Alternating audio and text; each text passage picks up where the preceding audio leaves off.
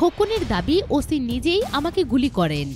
নোয়াখালীর সোনাইমুড়ি থানার ওসি আব্দুল মজিদ নিজেই বিএনপির যুগ্ম মহাসচিব মাহবুবউদ্দিন খোকনকে গুলি করেন, এমন দাবি করেছেন নোয়াখালী ১ আসনের বিএনপির প্রার্থী ব্যারিস্টার মাহবুব উদ্দিন খোকন।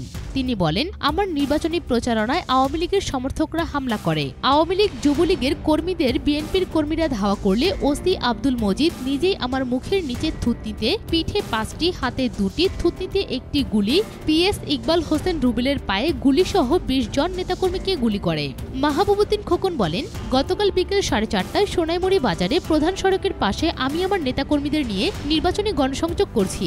এই সময় আওয়ামী লীগ যুবলীগের কর্মীরা গণসংযোগে বাধা দিয়ে ১০ থেকে ১২ জন কর্মীকে এলো পাতারি পিটিয়ে আহত করে বিএনপির সমর্থিত ৩০ থেকে ৪০টি দোকান ভাঙচুর করে। ব্যবসায়ীরা জানান, নোয়াখালী ১ আসনের বিএনপির এমপি প্রার্থী কেন্দ্রীয় বিএনপির যুগ্ম সম্পাদক ব্যারিস্টার মাহবুবউদ্দিন খোকন গতকাল বিকেল ৪:৩০টায় সোনাইমুড়ি বাজারে প্রধান সড়কে বিএনপির নেতাকর্মীদের নিয়ে গণসংযোগ করেন।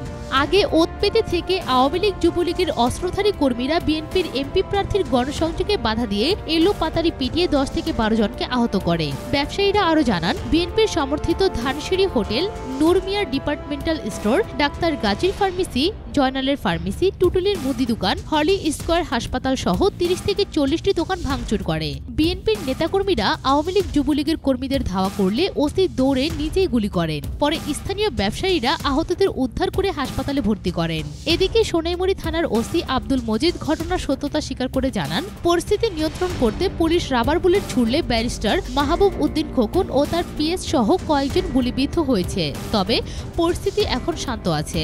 উৎস পূর্বপশ্চিম.নিউজ। নির্বাচনের সব খবর সবার আগে পেতে ফ্রিকি নিউজের সাথেই থাকুন। ধন্যবাদ।